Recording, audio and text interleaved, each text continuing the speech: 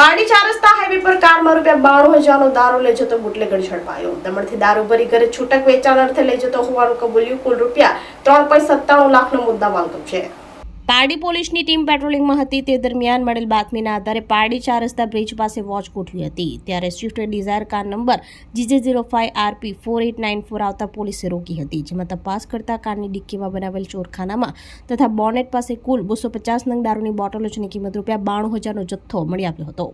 પોલીસે કુલ ₹3.97 લાખનો મુદ્દામાલ કબજે કર્યો હતો અને ભૂપેશ અમૃતભાઈ પટેલ રહેવાસી ઓલપાડ સુરતની ધરપકડ કરી હતી, જેની પૂછપરછ કરતા આરોપીએ દમણની અલગ અલગ વાઇન શોપમાંથી દારૂ ખરીદી ઘરે વેચાણ માટે લઈ જતો હોવાનું કબૂલ્યું હતું। પોલીસે પ્રોહિબિશનનો ગુનો નોંધી વધુ તપાસ હાથ ધરી છે।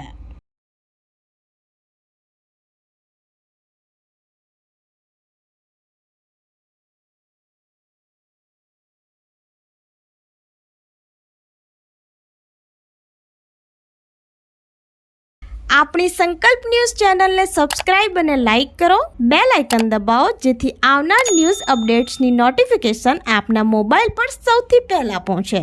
Like, subscribe and share the video.